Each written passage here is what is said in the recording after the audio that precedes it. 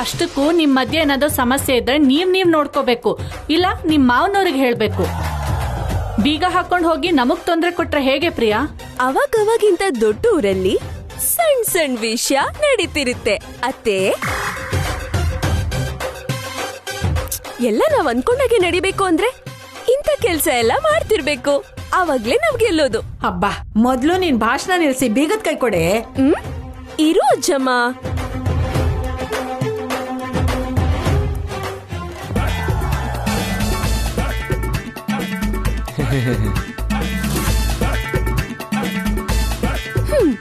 ಬೇಗ ತಗೋ ಅಜ್ಜಮ್ಮ.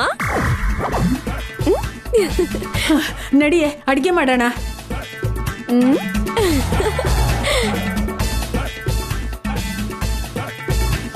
ಏ ಪ್ರಿಯಾ, ಮತ್ತೆ ಕೇಳ್ತಾ ಇದ್ದೀನಿ, ನೇಹಾಗ್ ಯಾಕೆ ಹೊಡ್ದೆ?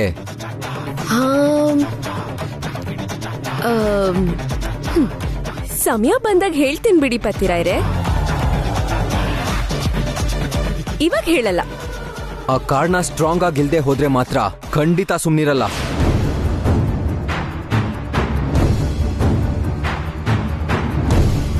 ನೇಹಾ,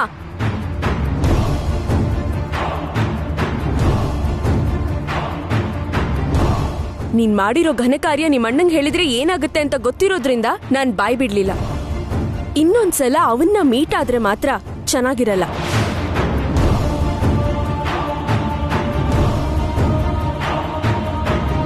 ನೀನ್ ಹೇಳ್ಬಿಟ್ರೆ ನಾನ್ ಕೇಳ್ಬಿಡ್ತೀನಾ? 2 ದಿನ ಆದ್ಮೇಲೆ ಮತ್ತೆ ಅವನ್ ಮನೆಗೆ ಹೋಗ್ತೀನಿ.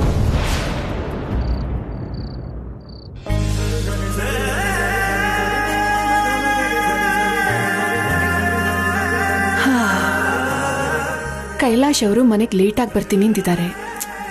ನಿದ್ದೆ ಬೇರೆ ಬರ್ತಾ ಇಲ್ಲ.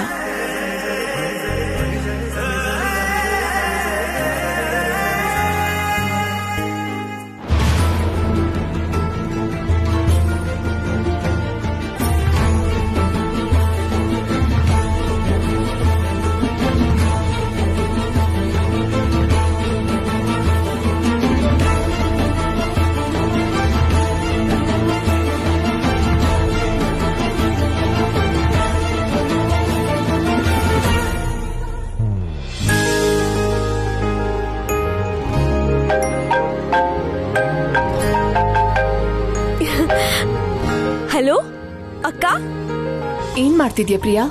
ಏನು ಇಲ್ಲ ಅಕ್ಕ, ಹೇಳು ಏನ್ ವಿಷಯ? ಅಮರ್ ಅವರು ಮನೇಲಿದ್ದಾರಾ? ಇಲ್ಲ ಅಕ್ಕ, ಹೊರಗಡೆ ಹೋಗಿದ್ದಾರೆ. ನಾನ್ ಹೇಳೋದನ್ನ ಸರಿಯಾಗಿ ಕೇಳಿ ಜೀವನ ಪೂರ್ತಿ ನೆನ್ಪಿಟ್ಕೋ. ಸರಿ ಅಕ್ಕ, ಹೇಳು. ಮದ್ವೆ ಆಗಿರೋ ಹೆಣ್ಣಿಗೆ 2 ಆಭರಣ ತುಂಬಾ ಮುಖ್ಯ. ಒಂದು ತಾಳಿ, ಇನ್ನೊಂದು ತಾಳ್ಮೆ. ಗಂಡ ಹೆಂಡತಿ ಮಧ್ಯೆ ನಡೆಯೋ ಜಗಳ ಎಲ್ಲ ಉಕ್ಕೋ ಹಾಲಿನ ತರ ಇರ್ಬೇಕೆ ಹೊರತು ಸರ್ವನಾಶ ಮಾಡೋ ಅಗ್ನಿಪರ್ವತ ಆಗ್ಬಾರ್ದು. ಅದು ನಿಮಗ್ ಮಾತ್ರ ಅಲ್ಲ, ಎಲ್ಲಾರ್ಗೂ ತಲೆನೋವು ತಂದಿಡತ್ತೆ. ನೀನ್ ಯಾಕೆ ಹೀಗೆ ಹೇಳ್ತಿದ್ಯಾ ಅಂತ ಅರ್ಥ ಆಯ್ತಕ್ಕ. ಆದ್ರೆ ಏನ್ ಮಾಡ್ಲಿ ಹೇಳು, ಪತಿರಾಯರು ನನ್ನ ಬೈದು ಹೊರಟು ಅಂದಿದ್ದಕ್ಕೆ ರೋಷ ಬಂದು ಹೊರಟ್ಬಿಟ್ಟೆ. ಅದೇ ಬೇಡ ಅಂತಿದ್ದೀನಿ. ಆ ಟೈಮಲ್ಲಿ ಅಪ್ಪ ಮನೇಲಿ ಇಲ್ದಿದ್ರಿಂದ ಸರಿ ಹೋಯ್ತು. ಇದ್ದಿದ್ರೆ ಎಷ್ಟು ನೊಂದ್ಕೋತಿದ್ರು ಹೇಳು. ನಾನಷ್ಟೆಲ್ಲ ಯೋಚನೆ ಮಾಡ್ಲಿಲ್ಲ ಅಕ್ಕ. ಯೋಚನೆ ಮಾಡ್ಬೇಕು ಪ್ರಿಯಾ. ಅಮರ್ ಜೊತೆ ಜಗಳ ಮಾಡ್ಕೊಂಡು ನೀನ್ ಬಂದ್ಬಿಟ್ಟೆ ಅಂತ ಅಮ್ಮ ಎಷ್ಟು ಟೆನ್ಷನ್ ಮಾಡ್ಕೊಂಡಿದ್ರು ಗೊತ್ತಾ? ನೀನು ನಿನ್ ಗಂಡನ್ ಜೊತೆ ವಾಪಸ್ ಹೋದ್ಮೇಲೆನೆ ಅಮ್ಮ ನೆಮ್ಮದಿಯಾಗಿ ಉಸಿರು ತಗೊಂಡಿದ್ದು. ಹೆಣ್ಮಕ್ಳು ಎದೆ ಮೇಲಿರೋ ಭಾರ ಮದ್ವೆ ಮಾಡಿದ್ರೆ ಭಾರ ಇಳಿಯತ್ತೆ ಅಂತ ಯಾಕಂತಾರೋ ಗೊತ್ತಿಲ್ಲ. ಹಾಗ್ ನೋಡಿದ್ರೆ ಮಗಳಿಗೆ ಮದ್ವೆ ಮಾಡಿ ಕಳ್ಸಿದ್ಮೇಲೇನೆ ಆ ತಂದೆ ತಾಯಿ ಜಾಸ್ತಿ ಟೆನ್ಷನ್ ಮಾಡ್ಕೋತಾರೆ. ಅಳಿಯ ಚೆನ್ನಾಗಿ ನೋಡ್ಕೋತಿದಾನೋ ಇಲ್ವೋ, ಅತ್ತೆ ಮನೇಲಿ ಮಗಳು ಸುಖವಾಗಿದ್ದಾಳೋ ಇಲ್ವೋ ಅಂತ ಯೋಚನೆ ಮಾಡಿ ಮಾಡಿ ಅವರು ಪ್ರತಿದಿನ ನರಕ ನೋಡ್ತಾ ಇರ್ತಾರೆ. ಇನ್ಯಾವತ್ತೂ ಇಂಥ ಹುಚ್ಚ ಕೆಲಸ ಮಾಡ್ತೀರಾ? ನಿನ್ ಸಮಸ್ಯೆನ ನೀನೇ ಬಗೆಹರಿಸ್ಕೊ, ಇಲ್ಲ ಅಂದ್ರೆ ನನಗ್ ಹೇಳು ಅಷ್ಟೇ ಹೊರತು ಅಪ್ಪ ಅಮ್ಮನವರೆಗೂ ತಗೊಂಡು ಹೋಗ್ಬೇಡ. ಆಯ್ತು ಅಕ್ಕ. ಸರಿ, ಇಡ್ತೀನಿ. ಜೋಪಾನ. ಸರಿ ಅಕ್ಕ.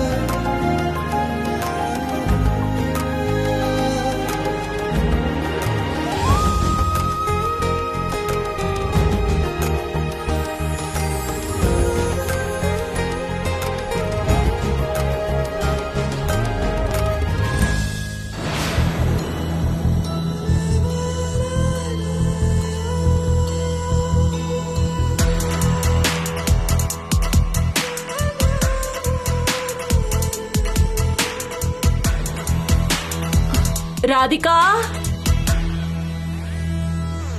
ಅಮ್ಮ ರಾಧಿಕಾ.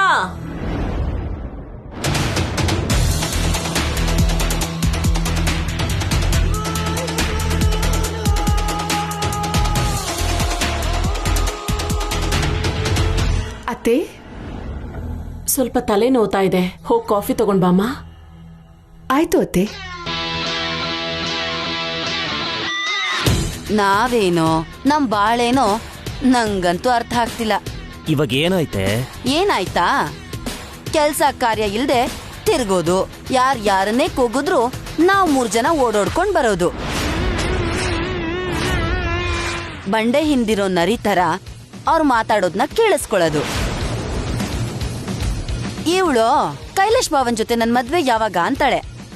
ಇಷ್ಟಲ್ಲೇ ಆಗ್ಬಿಡುತ್ತಮ್ಮ ಅಂತ ಸಮಾಧಾನ ಹೇಳೋದು. ಇದ್ನ ಬಿಟ್ಟು ಇನ್ನೇನಾದ್ರೂ ಮಾಡ್ತಾ ಇದೀವ ನಮ್ ಬಾಳಲ್ಲಿ?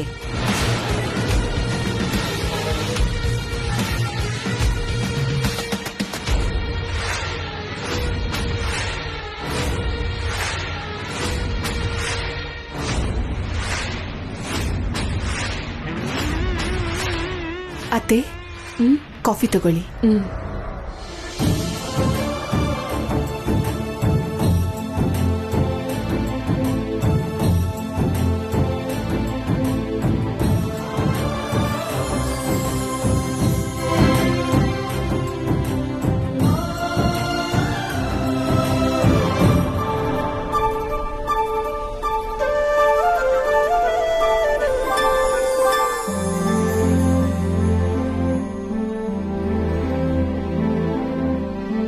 ಮಕ್ಕಳು ಫೋಟೋಸ್ ಎಷ್ಟು ಚೆನ್ನಾಗಿದೆ ಅಲ್ವಾ?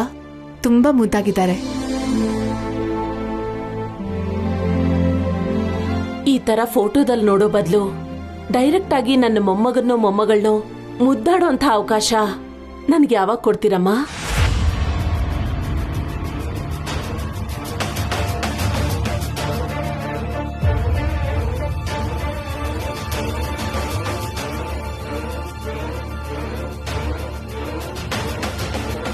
ಅವ್ರು ಯಾರೋ ನಾಮಕರಣ ಅಂತ ಬಂದು ನಿಮ್ಮ ಮನೆಯಿಂದ ಸಿಹಿ ಸುದ್ದಿ ಯಾವಾಗ ಬರುತ್ತೆ, ಇಂಥ ಫಂಕ್ಷನ್ ಯಾವಾಗ ಮಾಡ್ತೀಯ ಶಕುಂತಲಾ ಅಂತ ತುಂಬಾ ಸಲ ಕೇಳ್ತಿದಾರಮ್ಮ. ಅವ್ರು ಯಾರೋ ಕೇಳ್ತಿದ್ದಾರೆ ಅಂತ ಅಲ್ದಿದ್ರು ನನ್ನ ಮನ್ಸಲ್ಲಿರೋ ಆಸೆ ಕೂಡ ಅದೇ.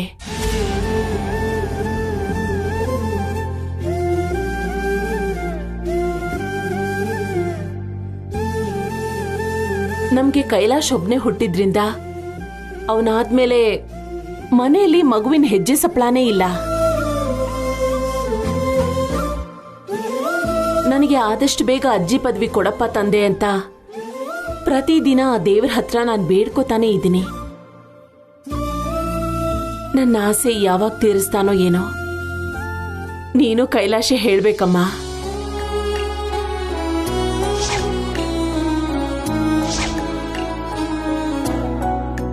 ಆದಷ್ಟು ಬೇಗ ನೀನು ಶುಭವಾರ್ತೆ ಹೇಳ್ಬೇಕು ಅಂತ, ವರ್ಷ ಕಳೆಯೋದ್ರೊಳಗಡೆ ಈ ಮನೆಯಲ್ಲಿ ಉಯ್ಯಾಲೆ ತೂಗ್ಬೇಕು ಅಂತ ನಾನು ಎಷ್ಟು ಚಡಪಡಿಸ್ತಿದ್ದೀನಿ ಅಂತ ನಿನಗ್ ಗೊತ್ತಿಲ್ಲ ರಾಧಿಕಾ.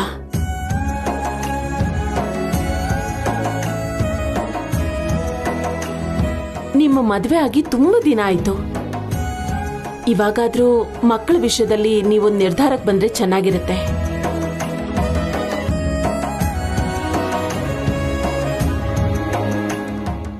ಅತ್ತೆ ಅವರು ಮೊಮ್ಮಗನ್ನು ಮೊಮ್ಮಗಳನ್ನು ಮುದ್ದಾಡ್ಬೇಕು ಅಂತ ಇಷ್ಟೆಲ್ಲ ಚಡಪಡಿಸ್ತಿದಾರಾ? ರಾಧಿಕಾ, ನಾನು ಈ ವಿಷಯ ಕೇಳಬಾರ್ದು, ಆದ್ರೂ ಕೇಳ್ತಿದ್ದೀನಿ. ನೀವಿಬ್ರು ದೂರ ದೂರ ಮಲಗ್ತಿಲ್ಲ ತಾನೆ?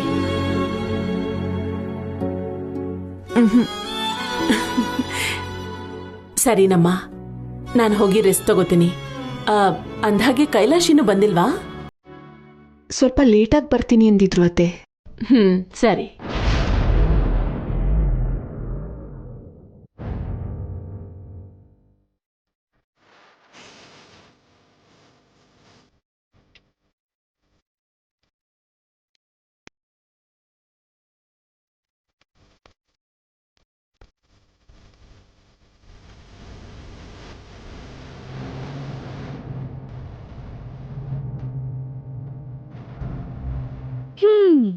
ಅಬ್ಬಾ, ಇಲ್ಲಿ ತನಕ ಕ್ಲಾರಿಟಿ ಇಲ್ದೇ ಇದ್ರು ಈಗ ಅತ್ತೆ ಮಾತ್ ಕೇಳದ್ಮೇಲೆ ನಮ್ ಲೈಫ್ ಬಗ್ಗೆ, ನಮ್ ಭವಿಷ್ಯದ ಬಗ್ಗೆ ನನಗೊಂದು ಕ್ಲಾರಿಟಿ ಬಂತು.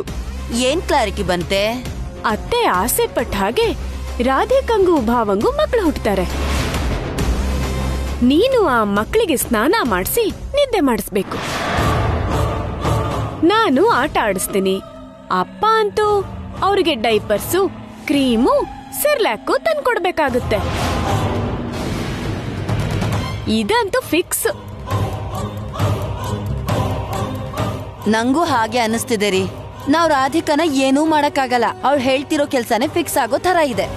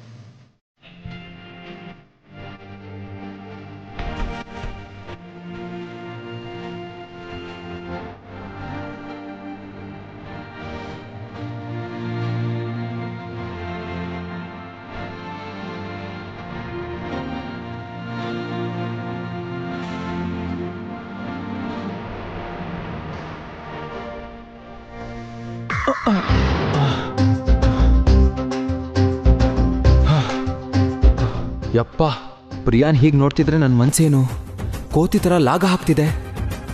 ಒಂಚೂರು ಕಂಟ್ರೋಲ್ ತಪ್ಪಬಾರ್ದು. ಹೇಯ್ ಹೇಯ್ ಪ್ರಿಯಾ,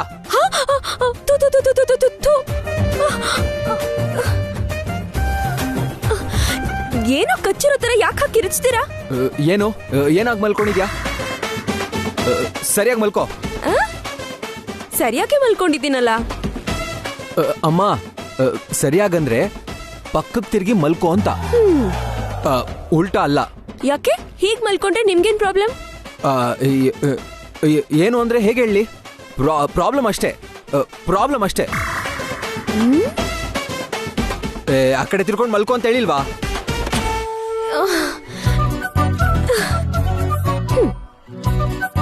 ಒಳ್ಳೆ ಹುಚ್ಚಂಕ್ರ ಎಂತರ ಆಡ್ತಾರೆ. ನಾನ್ ಹೇಗ್ ಮಲ್ಕೊಂಡ್ರೆ ಇವ್ರಿಗೇನು? ಏ ಪ್ರಿಯಾ, ಗೀಸರ್ ಯಾಕೆ ಕೆಲಸ ಮಾಡ್ತಿಲ್ಲ? ನಾನು ಸ್ವಿಚ್ ಹಾಕಿ ಮರ್ತ್ಬಿಟ್ಟಿದ್ದೆ. ಏನೋ ಪ್ರಾಬ್ಲಮ್ ಆಗಿ ಸುಟ್ಟೋಗಿರುತ್ತೆ. ಏಯ್, ನಿನ್ ತಲೆ ಯಾವ ಕೆಲ್ಸನೂ ಸರಿಯಾಗಿ ಮಾಡಕ್ಕಾಗಲ್ವಾ? ನೀನು ನಿನ್ ತಲೆ ಕೆಲ್ಸ. ನಂಗೆ ತಣ್ಣೀರಂದ್ರೆ ಆಗಲ್ಲ, ನಾನು ತಲೆ ಸ್ನಾನ ಮಾಡ್ಬೇಕು. ಹೇಗೆ? ಸಿಂಪಲ್ ಪತಿರಾಯ್ರೆ, ನೀವೀಗಾಗ್ಲೇ ಕೋಪದಿಂದ ಬಿಸಿ ಆಗಿರ್ತೀರಾ. ಅದಕ್ಕೆ ಸ್ವಲ್ಪ ಹೊತ್ತು ತಣ್ಣೀರಲ್ಲಿ ನಿಮ್ ಕೈ ಇಟ್ಬಿಡಿ. ಬಿಸಿ ಬಿಸಿ ನೀರಲ್ಲಿ ಸ್ನಾನ ಮಾಡ್ಬಿಡ್ಬೋದು. ನಿನ್ನ ಕಿತ್ತೋ ಜೋಕ್ ಮಾಡಿದ್ರೆ ಕಿತ್ತೋಗುತ್ತೆ, ನೋಡ್ಕೋ. ನಾನ್ ರೆಡಿ ಮಾಡಿಸ್ತೀನಿ ಪತಿರಾಯ್ರೆ, ಇವತ್ತೊಂದಿನ ಅಡ್ಜಸ್ಟ್ ಮಾಡ್ಕೊಳ್ಳಿ. ನಾನ್ ತಣ್ಣೀರಲ್ಲಿ ಸ್ನಾನ ಮಾಡಕ್ ಆಗಲ್ಲ ಅಂದ್ರೆ ನಿನ್ಗೆ ಅರ್ಥ ಆಗ್ತಿಲ್ವಾ? ಅಯ್ಯೋ, ತಣ್ಣೀರ್ ಆರೋಗ್ಯಕ್ಕೆ ತುಂಬಾ ಒಳ್ಳೇದು ರೀ. ಬೇಸಿಗೆ ಕಾಲದಲ್ಲಿ ಇನ್ನೂ ಒಳ್ಳೇದು. ತಣ್ಣೀರಿನ ಸ್ನಾನದಿಂದ ತುಂಬಾ ಉಪಯೋಗ ಇದಾವೆ. ಅವೇನೇನಂದ್ರೆ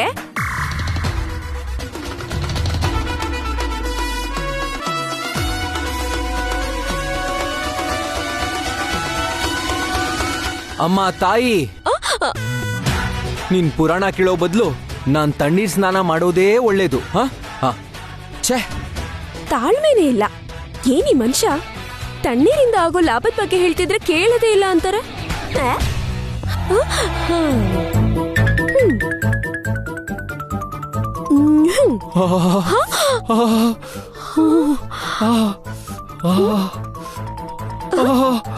ಇವ್ರೇನು ಒಳ್ಳೆ ಚಿಕ್ಕ ಮಕ್ಳ ತರ ಕಿರ್ಚ್ಕೊಂಡ್ ಸ್ನಾನ ಮಾಡ್ತಿದ್ದಾರೆ.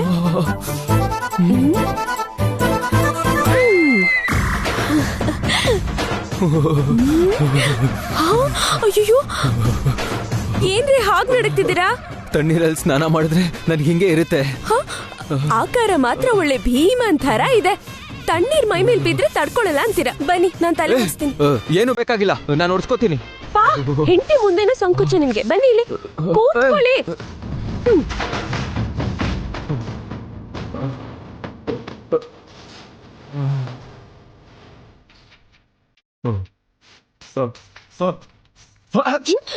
ಅಯ್ಯೋ,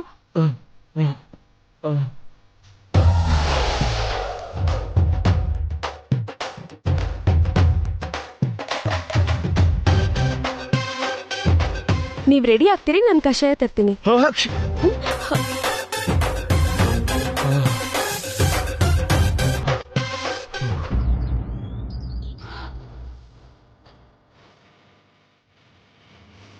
ಪತಿರಾಯ್ರೆ, ಪತಿರಾಯ್ರೆ, ಇವ್ರೊಬ್ರು ಆಕಾರಕ್ಕೆ ತಕ್ಕ ಹಾಗೆ ನಿದ್ದೆ ಮಾಡ್ತಾರೆ. ಪತಿರಾಯ್ರೆ,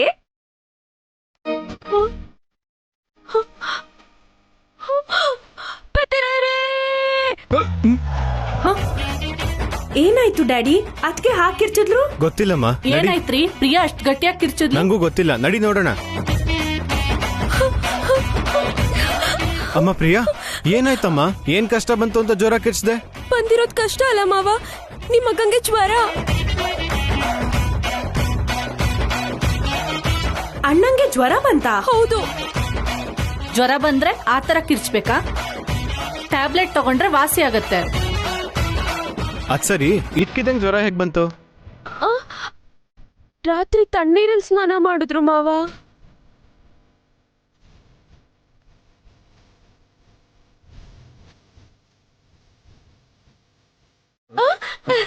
ಪತಿರಾಯ್ರು ಎದ್ಬಿಟ್ರು. ಯಾಕೆಲ್ಲ ಎಲ್ಲಿ ಬಂದಿದ್ದೀರಾ? ನಿಂಗೆ ಜ್ವರ ಬಂದಿದೆ ಅಂತ ಗೊತ್ತಾಯ್ತು ಅಣ್ಣ. ಪತಿರಾಯ್ರೆ, ಬನ್ನಿ, ಹಾಸ್ಪಿಟಲ್ ಹೋಗಿ ECG, MRI, CT ಸ್ಕ್ಯಾನ್ ಎಲ್ಲ ತೆಗಿಸ್ಬೇಕು. ಬನ್ನಿ, ಎದ್ದೇಳಿ.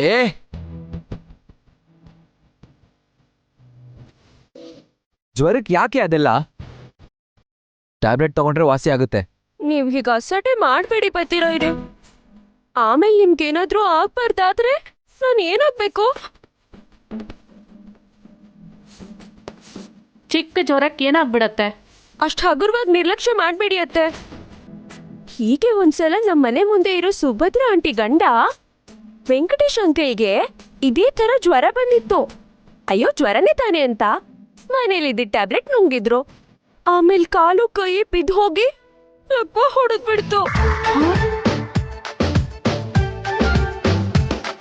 ಇನ್ನೊಂದ್ಸಲ ನನ್ನ ಕ್ಲಾಸ್ಮೇಟ್ ಸೋದರ ಮಾವನ್ ಮಗಂಗೂ ಇದೇ ತರ ಜ್ವರ ಬಂದಿತ್ತು. ಅವರು ಅಷ್ಟೇ ಚಿಕ್ಕ ಜ್ವರನೇ ಅಲ್ವಾ ಅಂತ ಬಿಟ್ಬಿಟ್ರು. ಆಮೇಲೆ 2 ಕಿಡ್ನಿನೂ ಗೊತ್ತಾ.